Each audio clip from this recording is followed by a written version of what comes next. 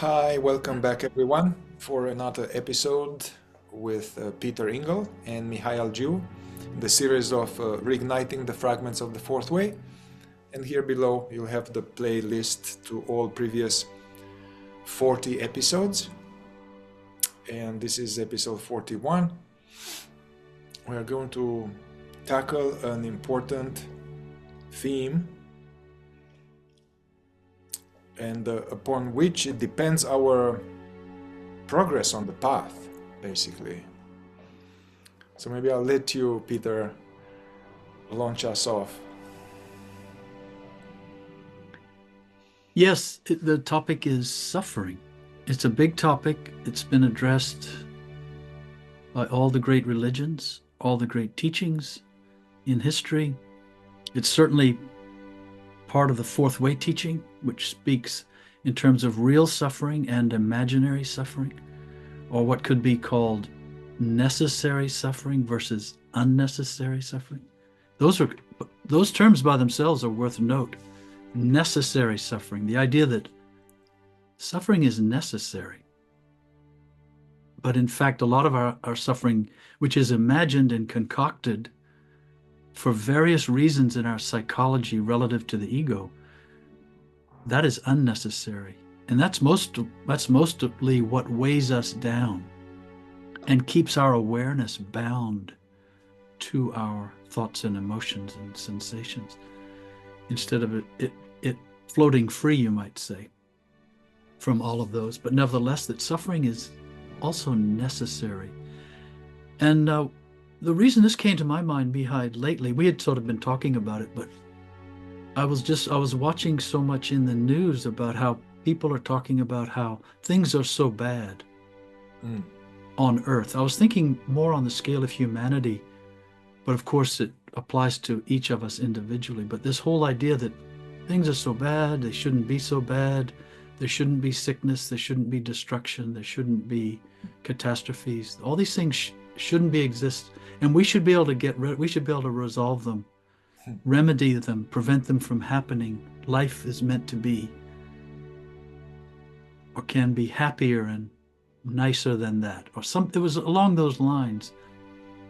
And it just got me to thinking more about the whole idea about suffering, the way the fourth way presents it, of course, which is my background, and this idea that we are part of what's called organic life on Earth, this layer, the surface of the Earth, that has all these living organisms on it.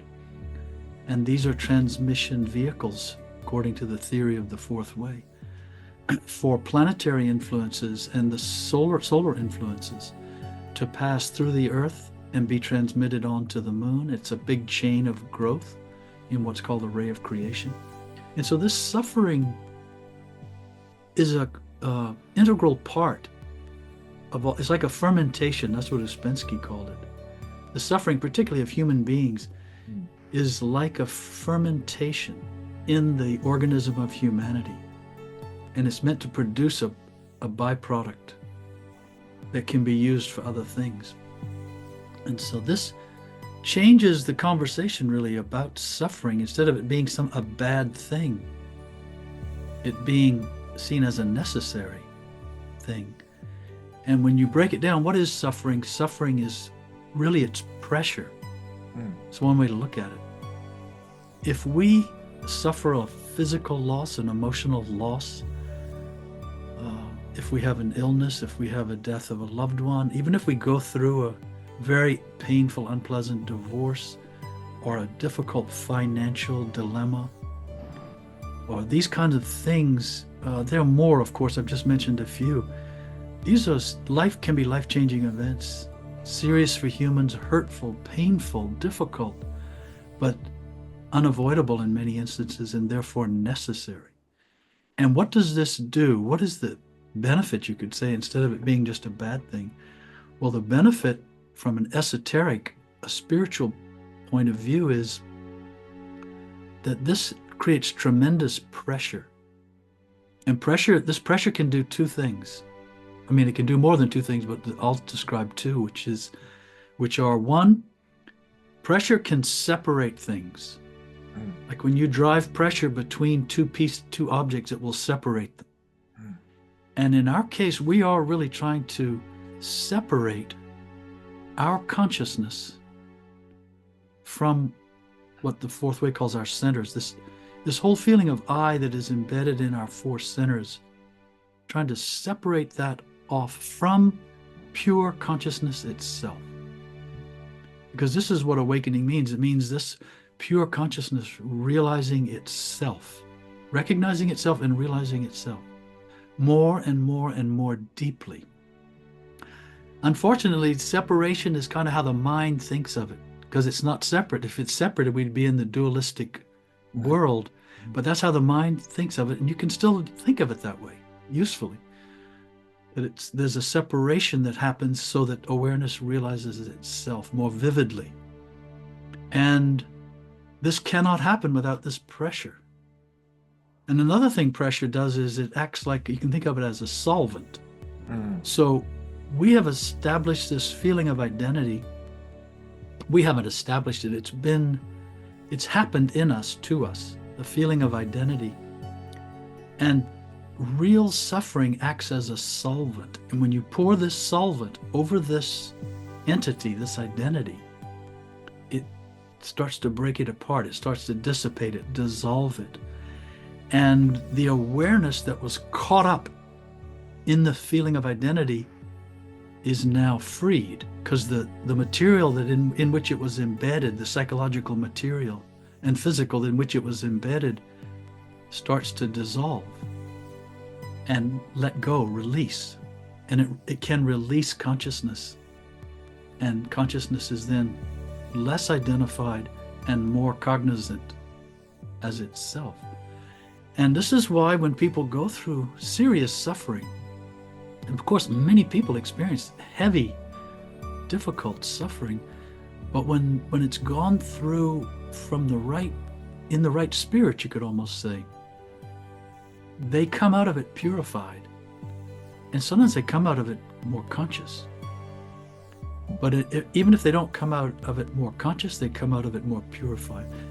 It knocks the silliness out of them for a while. Their false idea of themselves, all their pretense, all their shenanigans, all their tomfoolery and trickery and cunning, and even all their fears and lies and worries, all these things get put aside. This pressure of suffering is so powerful, it puts all that aside, and they sort of come to their senses. And they realize, first of all, how weak and simple they are and how humble. They become more humble. Being a human being is a powerful experience. And guess what? We're not in charge.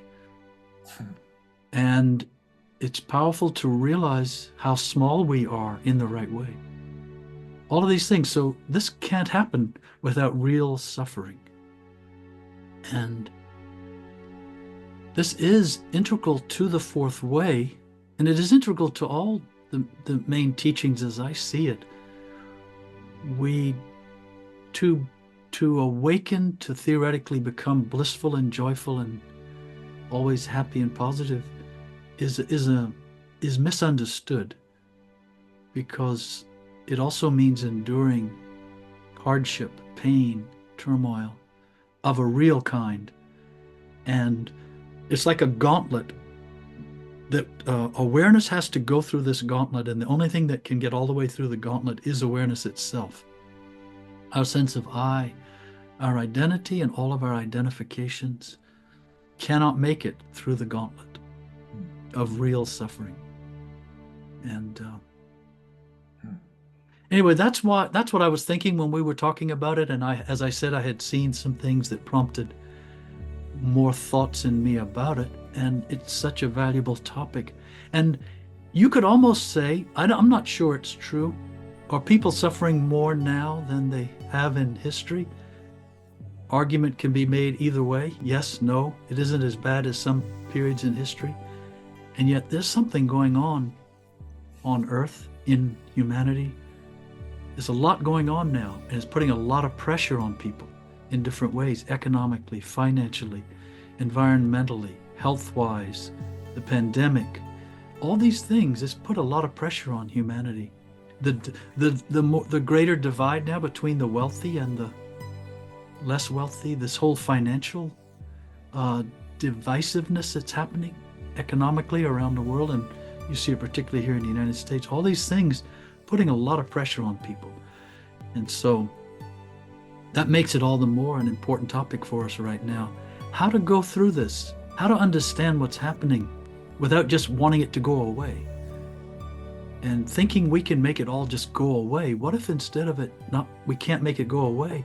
What if instead we can understand it's a gauntlet?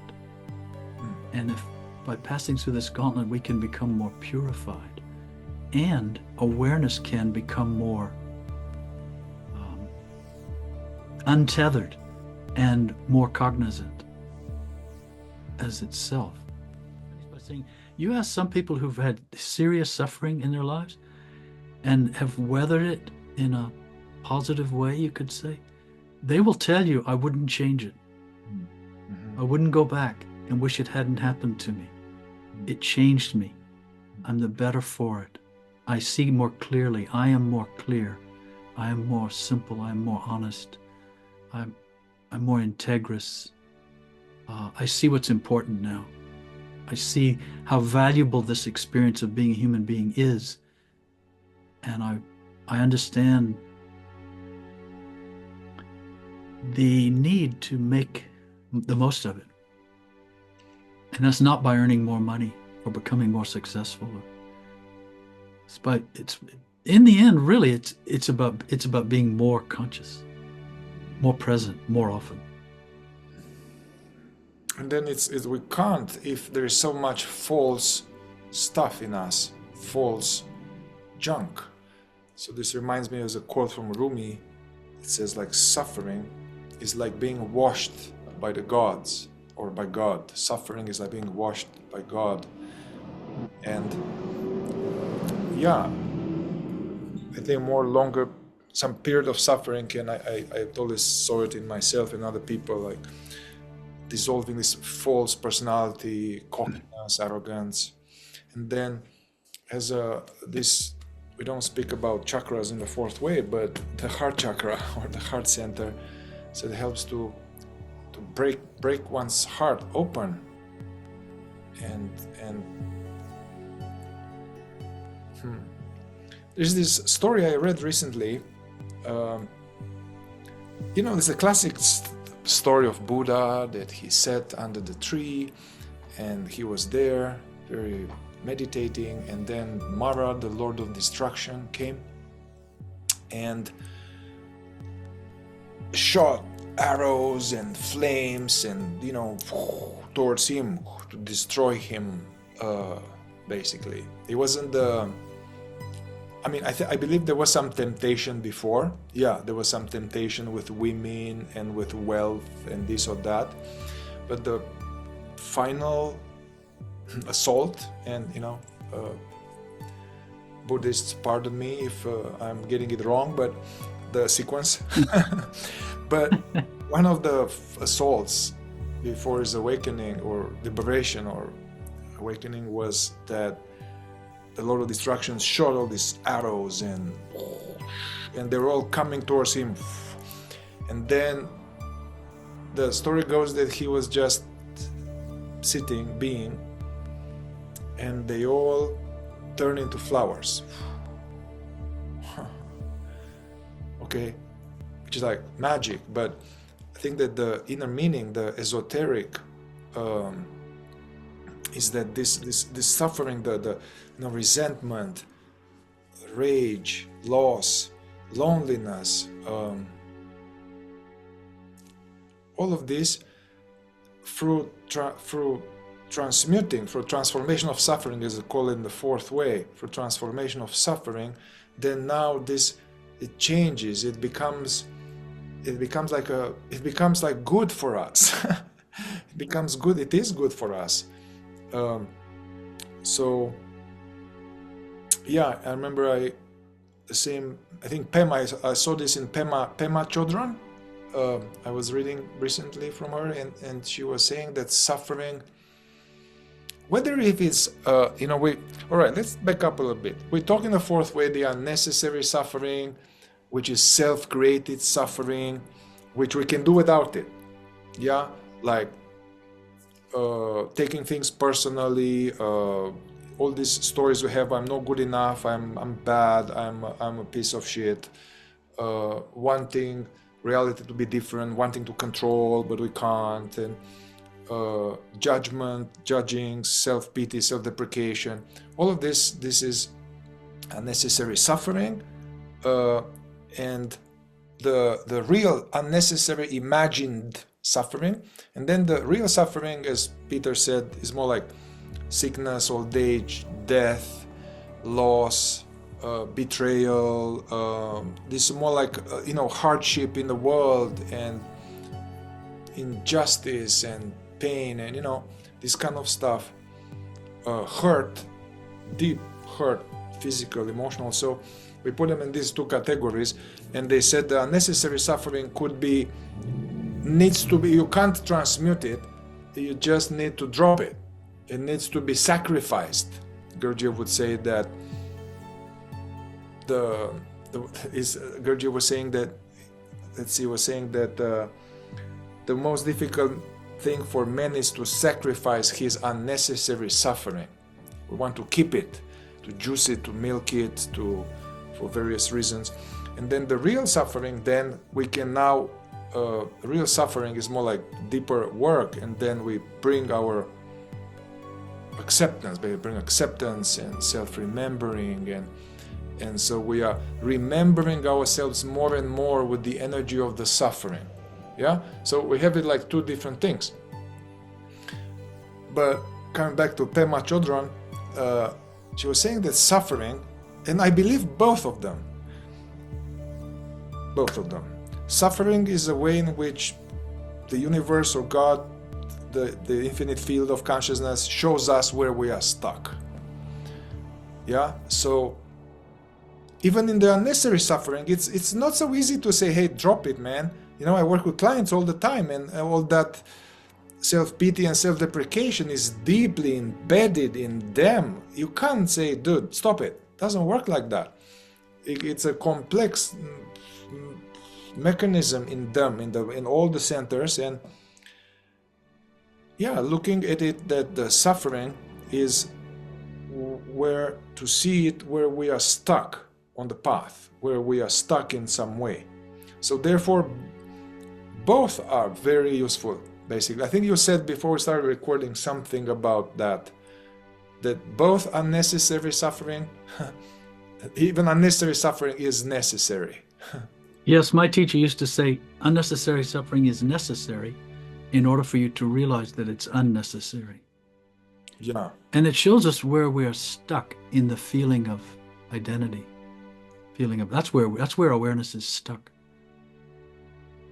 All the other ways and areas in which we are stuck are connected to that. That's the central sticking point. We are stuck in us as this person. Awareness is stuck in this. Yeah. And real suffering helps it get unstuck. It unsticks. It dissolves the glue. It's a solvent that dissolves that particular glue. And that glue, of course, is identification.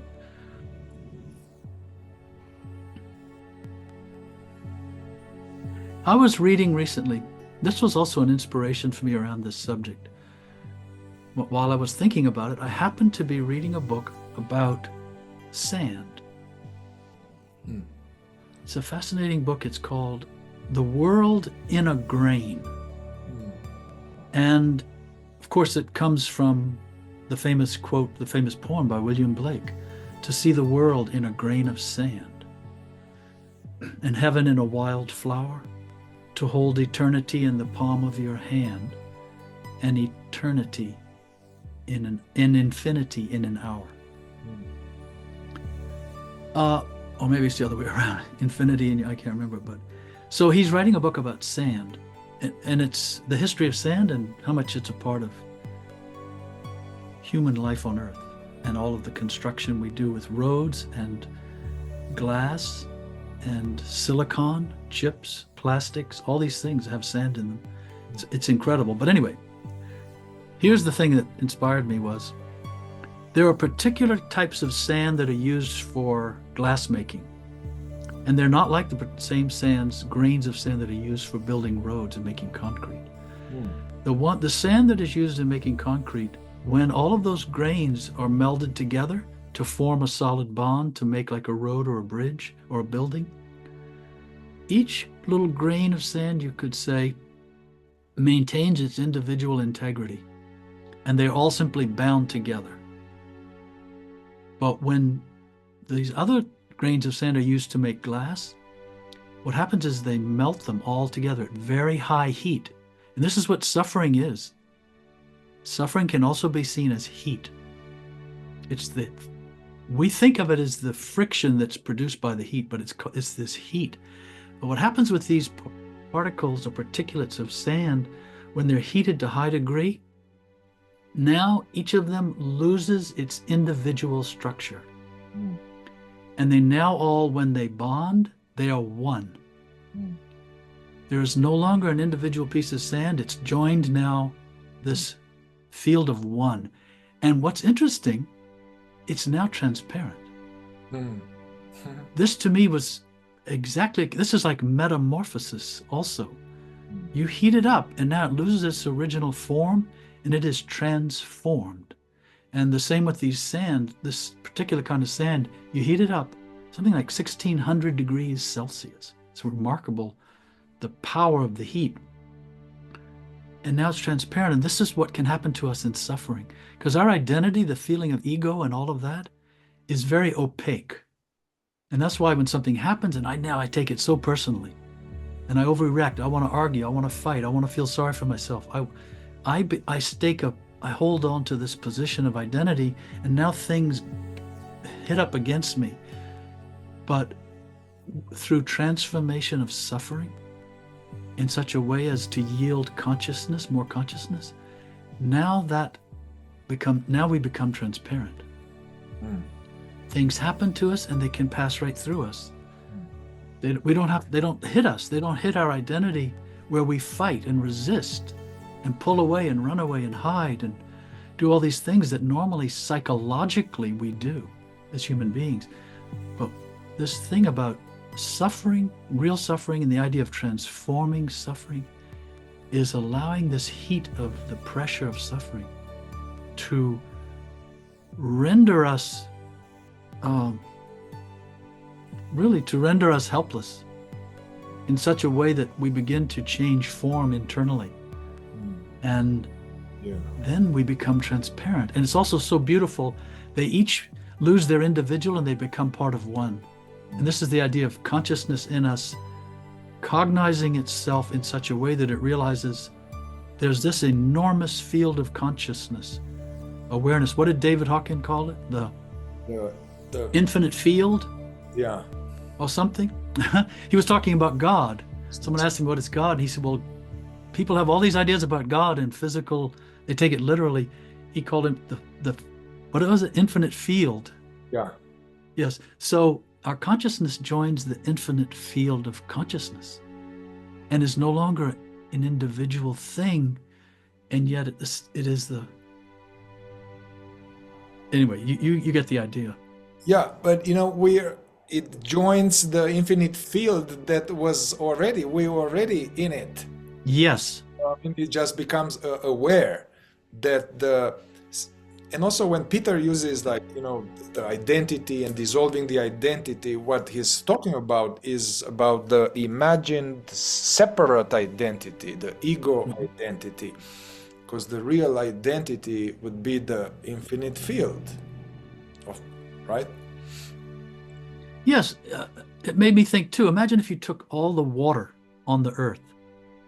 It's funny, we give it these different names. I remember reading something by Rilke, Rainer Maria Rilke, when he realized there's the Indian Ocean, the Pacific Ocean, the Atlantic, and you realize it's all the same water. Yeah. We just, in the mind breaks it apart into pieces, but it's all the same water. Suppose you took all that water and you poured all that water into jars. And each jar is a different shape, a different color. Some are glass jars, some are metal jars, some are clay jars. And now you started thinking about all of these jars in terms of identity, right? And this is all the people. We're all like little jars, but we have the same water in us. the same consciousness. And if you could pour that back out, and it would spread itself all over the earth again as just the water that it is, it would be one. And the water that had been in one jar would be indistinguishable from the water that had been in another jar. It would just be like that glass, those crystals of grain melding into the one whole. And you hear this a lot. This is often, these kinds of analogies are used now. You hear it often. But it's possible to understand this for oneself in a moment of pure consciousness. It's possible to understand this is more than just a mental analogy. And in fact, there's more to it than the mind can convey through analogy. There's more to this very powerful realization. And this is where suffering, the topic of suffering, conjoins with the topic of God, which we can talk about another time, perhaps. What is God really? It's difficult to, we could be here a long time talking about both of them, but they are intimately connected. Yeah. But the metaphor with the bottles, actually, I heard someone else saying this. Imagine that you don't take the water out of the ocean. It's just to pull out the bottles, fill them with ocean in the ocean. They're just bottles of water in the ocean. And then, basically, the separate identity or the separate self, the ego, the belief to be a separate person, that is now the bottle, the water in the bottle that is in the middle of the ocean. The water which is in the bottle in the middle of the ocean believes to be the bottle. Yeah. So consciousness has to be contained. The water has to be put into the bottle in order to realize itself. It's almost as though you have to package it in a small enough quantity that it can realize itself. Then, now it can realize its connection to an even larger body of water, or to a larger consciousness, a larger expanse of consciousness. But that's what the human being is. It's a special kind of container. It's like a special kind of bottle or special kind of jar. And animals are not like, they are not of such a design, nor are plants, nor are minerals, as far as we know. That the human being is especially designed, which is remarkable when you think about it, to make this potential realizable, for consciousness to realize itself inside the bottle, inside the container, inside the temple, as the religions have often put it. And it may be that some other organisms, to call them that, whatever, that's just a name in the universe, the solar system. The sun is the sun. Does the sun have that capacity on an even bigger scale? I don't know. We don't know. We don't know much about that living organ. We don't know about the sun as a living organism. We know it as a huge gas producing, heat producing, light producing giant. But we don't know what else that's connected to. This is the what you just said is based on the paradigm, a scientific paradigm, where the universe is made of separate atoms and matter. So basically the sun is like a being. It's conscious, it's consciousness. The sun is the infinite, it's part of the infinite field. It's an expression of the infinite field of consciousness. And it may be a mechanical form of that consciousness, though a manifestation. As you said, everything comes from that. The bottles are also coming from the same thing as the water. But that we don't know, I don't know, maybe. Yeah. What we do know is this awareness can know itself in us. It can know itself and inside this container, inside this temple. This is what it's all about. This is what all these teachings in history, sometimes we give so much credence. We want to bow down to the ancients. We revere Christ and Lao Tzu and Ramana Maharshi, and the list goes on, and we think, oh, they're so great. We are nothing compared to them, and we want to kneel and kiss and all these things. And the truth is, they were experiencing exactly the same thing and discovering exactly the same thing. And they came to understand it at such a deep level. And they had the wherewithal, the courage, the integrity, whatever else you want to call it, to try to speak about this and point to this. And it's exactly the same. This whole process of awakening of spirituality, of consciousness, and all the things we've been talking about via analogy, this hasn't changed. It's exactly the same. It reminds me of a quote from the book, The Cloud of Unknowing. I think that's where the quote came from. And in fact, the first time I read this quote, Mihai, after I read it, I went to dinner with you and a few other people. And I mentioned it. And I remember that vividly. And the line is, beginningless time and this present moment are the same. Beginningless time and this present moment in time are exactly the same. And it's the same with all these wonderful, great teachers and masters, and exactly the same. This is exactly what they were doing and exactly what they were pursuing and becoming. Do you know, we want to say that Sanskrit has all this value and all these Indian terms, and they're just labels. It's exactly the same. And by the way, of course, suffering is exactly the same. And what suffering can yield is exactly the same. And it's not that it's yielding it now at a different time, it's yielding it now. It's always now. Beginningless time. Yeah. And the present moment, this present moment, are the same. We're engaged in the same struggle, you could call it, or the same journey, or the same victory. It's the same. And this can be beautiful to bring to bear in mind when we are suffering. It's not personal. We're not the first to go through it. We won't be the last. It's like an engine. It is like a fermentation, as Uspensky said, and we can endure it. And it will yield. It can yield the heightened consciousness of awareness in us, which is reality. The highest form of reality. In some teachings, they say that to be in the presence of a truly liberated master is the highest blessings one can have, the highest help on the path.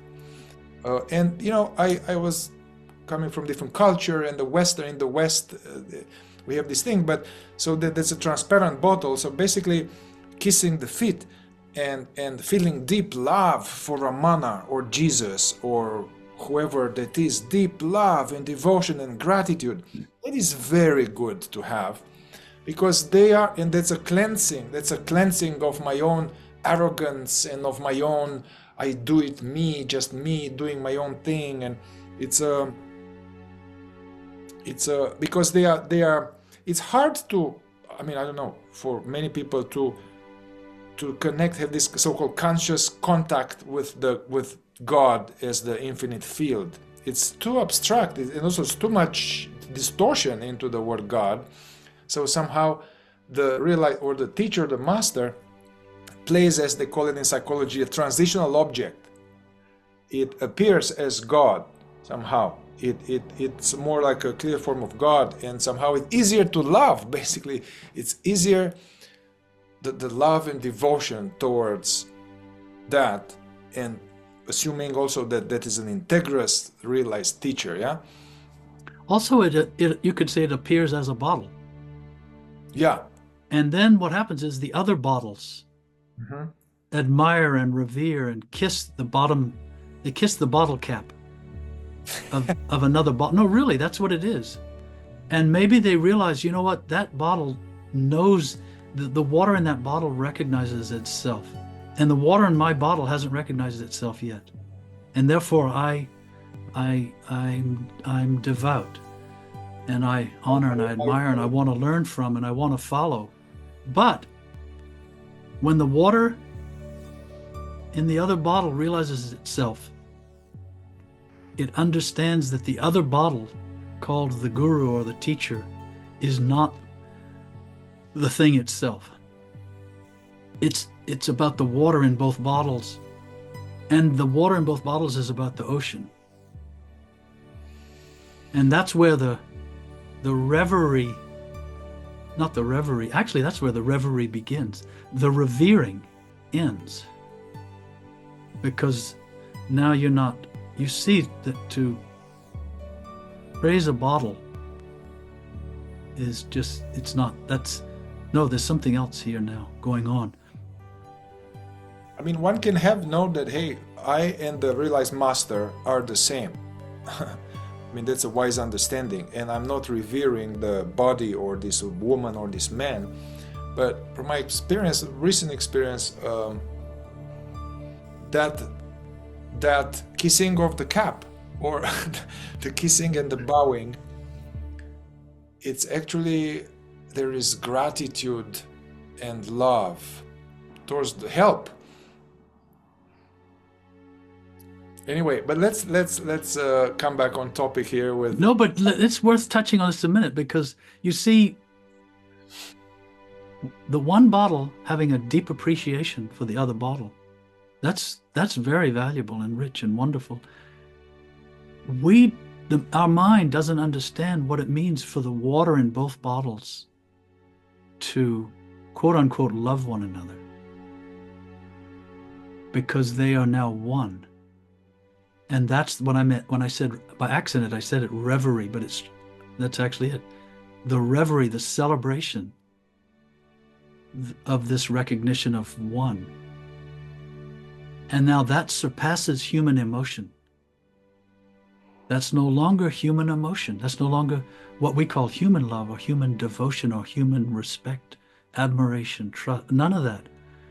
It's now something even more pure, more rarefied than that. And deeper.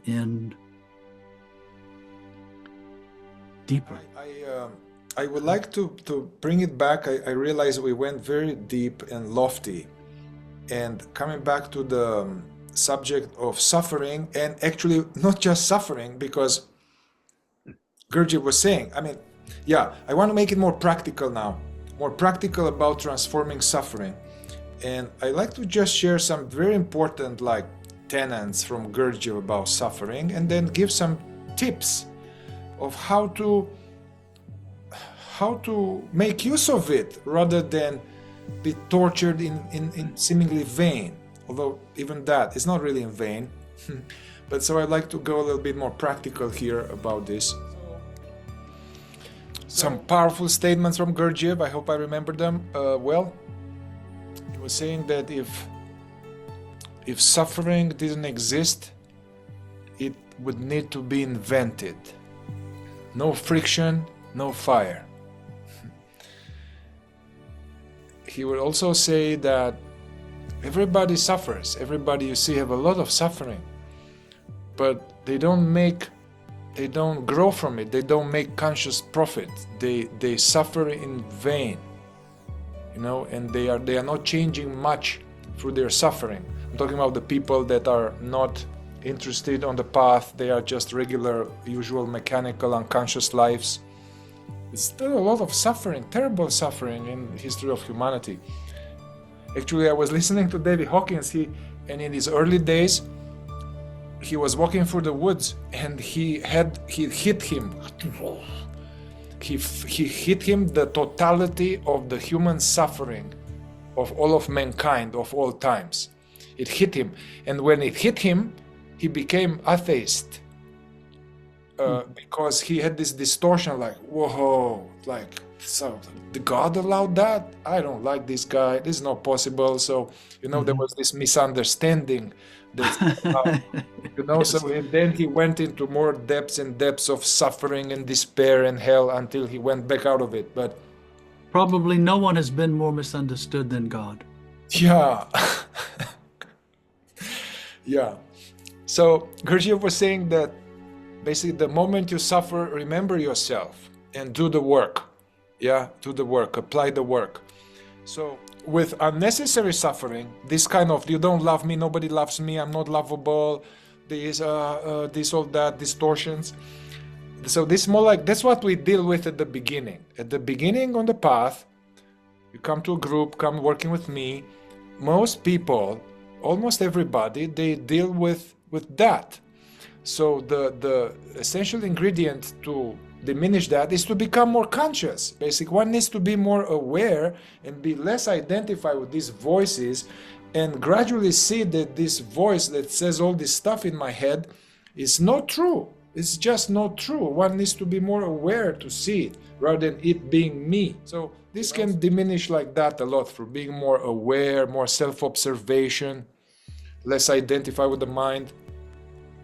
But as we go a little bit deeper, when we have heartache, hurt, sadness, loss, anyway, all the other emotions, the key ingredient and the primary obstacle is that we resist it. That's very important. We resist it. We don't want it. I don't want to feel this. I don't want, and then we try to escape it.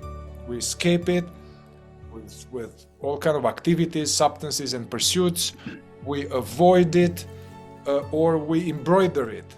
Basically, even the embroidery is an avoidance of the actual bodily, energetic, feeling state. We escape it by going into the mind. The pain body goes in the mind, it keeps churning. So the essential ingredient is to become more awake the moment there is suffering, to gradually have something on the dashboard like, wake up, man, wake up, be present now. And instead of being taken by the nose, to be more aware and start to be present to it, and to train oneself, which is very easy to say and hard to do, to not resist it and to let go trying to change it, to manipulate it, to justify it, to soothe it, it's a lot of psychological and even spiritual techniques are about avoiding suffering, are about trying to feel good and happy on top of ignorance and suffering. So that's very important to practice this, quieting the mind if possible, get more present and notice it and welcome the energy, the feeling. So in this way it's like surfing it, witnessing it, allowing it. It's not going to make it go right away. You just need to get better, basically better at housing it. Our capacity to feel is very skinny for everybody I work with, everybody I know, unless they are deep on a spiritual path. It's like, I don't want this. So for various type of work, to be a bigger house where these visitors, as the Rumi would say, they are allowed, and we don't shut the door in the front of these unpleasant emotions. That this suffering, this unpleasantness, actually, it is my child. It is my child coming from the woods that wants my awareness, my kindness, my loving acceptance, to accept it. Yeah? And ultimately this suffering, whether it's unnecessary or real, or it is actually God coming to us, basically, or the infinite field. It's a blessing, basically. That this is where hey, you need to look here, man. You need to look here. This is what blocks you. You need to look at it. And all humanity just doesn't want to look at it, and pointing fingers and trying to escape it and feel good. And the reason, one of the words that came to me, you said, let's be practical, let's give tips. It's the word yield. And there are two ways you can yield to suffering. One is you, as Mihai is saying, to stop resisting and let it come into you. And let it pass all the way through you. And this is a painful process because it involves the purification we were talking about earlier. To let it come into you, and just say, okay, come into me, pass all the way through me. I'm going to yield. Now, of course, we're talking about serious suffering here. We're not talking about a bully who comes and that. We're talking about heavier suffering. Anyways, the other way to yield is to yield yourself to the suffering and say, I'm now going to let myself pass all the way through you. I yield myself. This is the idea of giving oneself to God. That's what that means, really. I'm going to yield. I'm going to now give myself over, and I'm going to pass through this force, this pressure, this heat of suffering, because I know it will bring purification, and I know it has the possibility to bring transformation, the transformation of consciousness. And so this is sort of the two doors to let it come into us, or to go into that door and give ourselves to what happens on the other side of that door. But interestingly enough, Christ said something interesting, or he's quoted in the Bible, or whoever wrote this said, my yoke is easy and my burden is light. Now, that can be interpreted different ways about the light. The burden is actually more consciousness, and that's not easy. That is a burden. My burden is light. On the other hand, it can mean my burden is easy. My burden is light. It's not much weight. Yeah. So you can think of it different ways. But what's interesting is when you get down to it, real suffering is an easier yoke to bear than unnecessary suffering. The ego is not an easy master, but suffering is. Suffering is actually an easy master if we yield to it. But the ego, it's not a good master, and it will forever trick us. And it's taking the low road each time to respond to difficulty with the ego. It's taking the low road, whereas what we're talking about is taking the high road. And what will often happen to people, or not often, but often, real suffering will come, and instead of the yielding that I was talking about, I can speak for myself too, we will respond from the ego. And we will take it personally, we'll feel sorry for ourselves, we'll blame, we'll hold on to it, we'll criticize. How are you doing? Well, I'm glad you asked. Not so good, my friend, let me tell you. And you know what, do you mind just complaining and doing all these things we do, all this unnecessary suffering. And it's torturous for us. And it's hard to give up. And why is this hard? Gurdjieff said nothing's more difficult for a man than to give up his imaginary suffering. Why? Because it entails giving up his imaginary idea of himself. That's what has to be given up.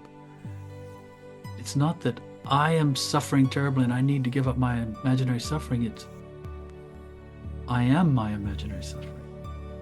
I, as this feeling of I am the cause of if this weren't there, there'd be no suffering. If there were take the ego out of the equation when you're suffering unnecessarily, and it will disappear. Take the ego away from real suffering when it's occurring, the real suffering will remain, but it will lead to something else. And in this sense, suffering, both forms of suffering are a test of sorts. Not that someone's testing us, they are a measure, a barometer of our being in a given moment. How are we responding to something? Yeah. From one angle, this ego separate identity is made up also of resisting. It's resisting, basically. At some level of energetically, I know there's a mental component. And yeah, what you said, we can have sometimes real suffering, and because we are not, it's beyond our pay grade to handle it, we add unnecessary suffering on top of it. Yeah. Or we put the unnecessary suffering between ourselves and the real suffering.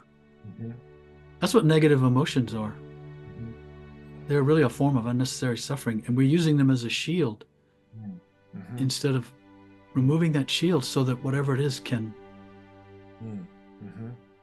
its influence can pass through us to be transformed. You said yourself last time we talked, I think, something like we are transcendental beings designed to Or we are something beings designed to transcend every arising phenomenon?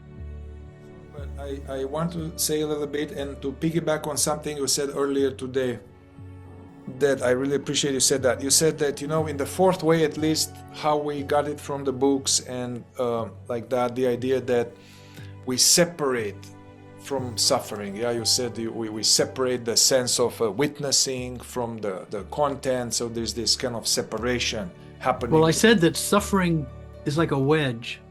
Mm-hmm. Yes, we used to use that expression, I'm going to separate from the suffering, but to me, it's a little more than that. Suffering creates a wedge, and that forces a separation, and that separation enables consciousness to realize itself with more clarity. But then you said, okay, but still this is a little bit in duality, So Mm-hmm. so how I look at actually the suffering now, both unnecessary suffering, self-created, self-pity, all of it, all of this is like consciousness in a setting of self-contraction, and so basically the transformation of suffering and the work, the whole awakening work, basically everything is for this self-contraction to gradually release itself. And as more it releases, then it starts to see the truth of what's happening, and it starts to have more joy and more peace and more love. And that is why, we'll go back to the strivings of Ashyata Shemash, where he talks about it's our responsibility or to alleviate the suffering of our common father. Yeah, we'll talk about it, but that's a huge idea there. But you said something about yielding, and maybe the word surrendering, so accept, not resisting, allowing, yielding, giving oneself over to the real suffering. But this is just if one is really conscious and one doesn't embroider it. It doesn't mean to give oneself over to juicing all kind of dark eyes in the head, dark thoughts. It's not that. Yeah, so one's head has to be much more clear and Mm-hmm. When all this stuff is going on in our head, we can treat it. It can be like a big dark cloud. It's in us and we're wrestling with it, and it's not easy and it's unpleasant. It can be, all of that can be kind of shrunk down and just swallowed. I'm talking about internally, in a spiritual sense or psychological sense. We can learn how to just swallow it. Now, we may have to keep swallowing it a few times. It's like eating a meal. We have to take many bites to get that whole meal down. But to do that, we have to see that it is not that which is seeing it. If we believe we are those eyes, we are that cloud, that storm in us, we can't, nothing can really happen. So I just want to encourage anyone who's listening, you do have within you, you may not even know it, you have within yourself the capacity to swallow all of your imaginary suffering. Even all of your suffering from the past that you've carried with you, you can swallow it. And you can transform it in the silence of your being. It is. Yes, I just want to say that to encourage. Never be afraid of anything you encounter in yourself. It is illusion, really, almost challenging awareness. And awareness can become so, I don't want to say so securely transparent, so securely transparent that anything will pass through it. Yes, never be afraid of anything you encounter in yourself. And realize you are seeing it. That's the simple part. You realize you can see all this. That's where the power lies. The power of now, the power of presence, That's where it lies. Yeah, but it's amazing that what you said is very much connected to this quote. So I forgot the author, but he wrote a very thick book that is deeply philosophical and archetypal, like the Dune, the book Dune, and they made now movie about it. There are 2 parts, and anyway, I think our viewers know this.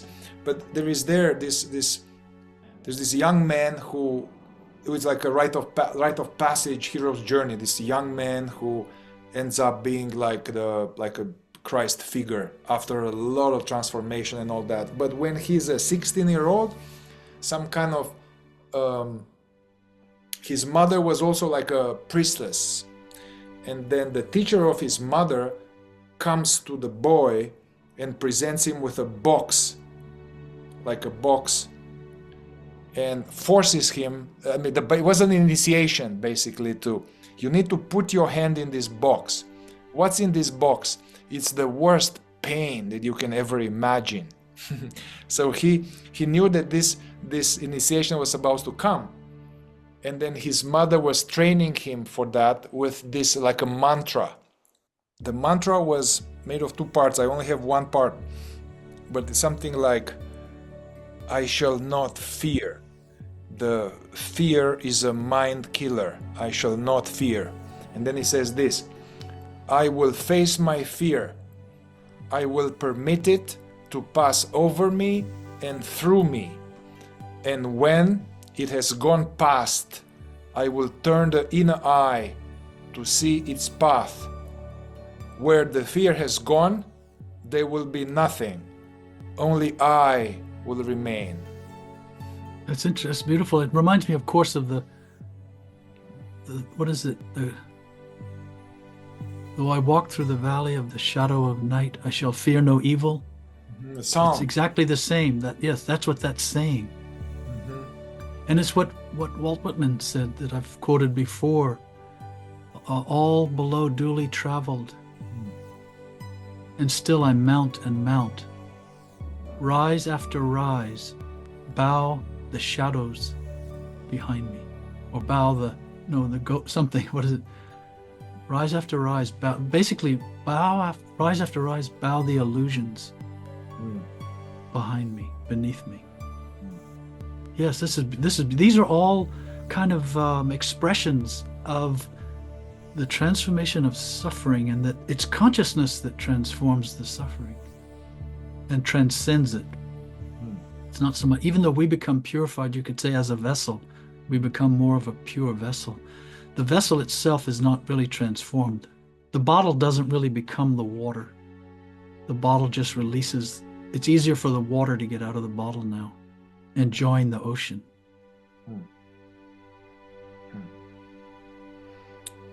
Thank you, Peter, and everybody listening. So if you have questions on this or follow-up questions on this topic or any of the previous topics, fourth way,